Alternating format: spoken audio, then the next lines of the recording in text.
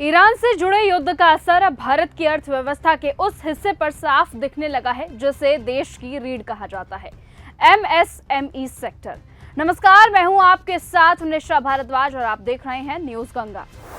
दरअसल इस वक्त देश के हालात इतने गंभीर हो चुके हैं कि व्यापारी इसे 2020 के कोविड संकट से जोड़कर देख रहे हैं। कच्चे माल की कीमतों में अचानक भारी उछाल आया है। 100 रुपए का माल 170 रुपए तक पहुंच चुका है और ब्लैक मार्केटिंग अपने तो चरम पर है। जिनके पास स्टॉक है वो उसे रोक कर बैठे हैं इस उम्मीद में कि कीमतें और ज्यादा बढ़ेंगी। इसीलिए पेट्रोलियम से जुड़े प्रोडक्ट्स पर काफी ज्यादा असर पड़ा है, क्योंकि क्रूड ऑयल महंगा होने से प्लास्टिक पैकेजिंग और मैन्युफैक्चरिंग की लागत तेजी से बढ़ गई है।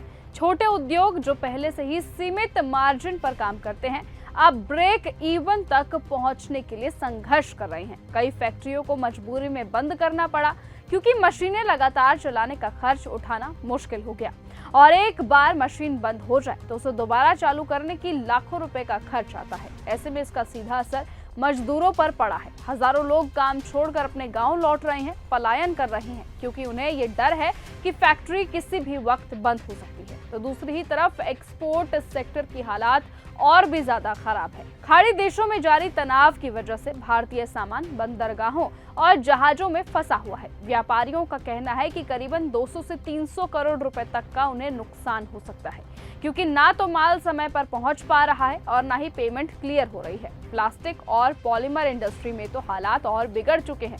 कुछ रिपोर्ट के मुताबिक कीमतों में 50% तक की बढ़ोतरी हुई है, जिससे लगभग 90,000 एमएसएमई यूनिट प्रभावित हुई है। वहीं अगर बात गुजरात के मोरबी में सिरेमिक इंडस्ट्री की करें तो गैस की कमी के कारण वो ठप पड़ चुकी है, जहां 1000 से ज्यादा फैक्ट्रियां अब बंद हुई हैं। कोयम्बटूर जैसे इंडस्ट्रियल हब में भी खतरे की घंटी बज चुकी है और अगर हालात नहीं सुधरते हैं तो लाखों लोगों की नौकरियां जा सकती है। इसी संकट को देखते हुए सरकार अब एक बार फिर से कोविड जैसी रणनीति अपनाने की तैयारी में है। एक नई क्रेडिट गारंटी स्कीम लाई जा रही है, जिसके तहत छोटे उद्योगों को बिना किसी गारंटी के लोन मिलेगा। यानी कि अगर कोई बिजनेस लोन नहीं चुका पाता है तो उसकी जिम्मेदारी सरकार लेगी, जिससे बैंकों का जोखिम खत्म होगा और वो आसानी से लोन दे सकेंगे। इस स्कीम का संभावित आकार 2 से लेकर 2.5 लाख करोड़ रुपए तक का बताया जाता है। इसका मकसद है कंपनियों को वर्किंग कैपिटल की कमी ना हो, उनका बिजनेस चलता रहे और नौकरियां लोगों की बची रहे।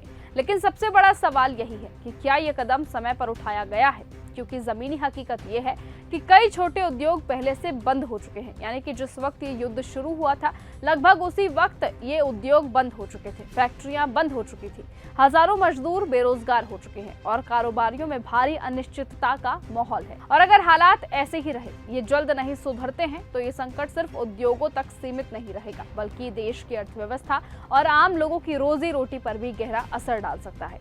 अब देखना ये होगा कि सरकार की ये नई स्कीम एमएसएमई सेक्टर को संभाल पाती है या नहीं, या फिर एक बार फिर से 2020 जैसा आर्थिक झटका देश को झेलना पड़ेगा। तो फिलहाल आज की इस खबर में सिर्फ इतना ही। देखते रहिए और बने रहिए ऐसे ही न्यूज गंगा के साथ। और साथ ही साथ अगर आपके आसपास भी कोई इसी तरह की समस्या है तो कमेंट सेक्शन में अपनी समस्या लिखना ना भूलिए। नमस्कार। अगर आपको यह हमारा वीडियो पसंद आया हो तो इसे लाइक और शेयर करना बिल्कुल ना भूले। साथ ही हमारे चैनल न्यूज गंगा को सब्सक्राइब और फॉलो जरूर करें, ताकि देश और दुनिया की हर बड़ी खबर आप तक सबसे पहले पहुंचे।